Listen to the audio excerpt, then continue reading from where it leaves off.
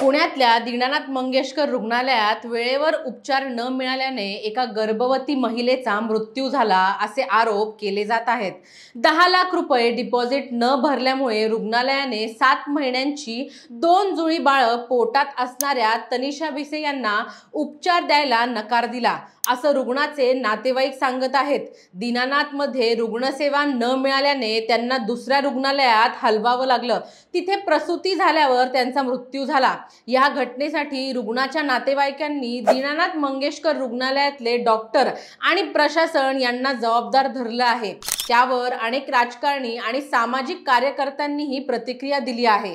तर रुग्णालय प्रशासनाने अंतर्गत चौकशी करून ॲडव्हान्स मागितल्याच्या रागातून आणि रुग्णाच्या मृत्यूमुळे आलेल्या नैराश्यातून ही दिशाभूल करणारी तक्रार करण्यात आली आहे असं स्पष्टीकरण दिलं। हा संपूर्ण व्हिडिओ पाहण्यासाठी बायोमध्ये दिलेल्या लिंकवर जाऊन दैनिक राज्य लोकतंत्रच्या YouTube चॅनलला लगेच सबस्क्राइब करा। व्हिडिओ कसा वाटला तुमची मते आणि प्रतिक्रिया खाली कमेंट बॉक्समध्ये आम्हाला नक्की कळवा। धन्यवाद।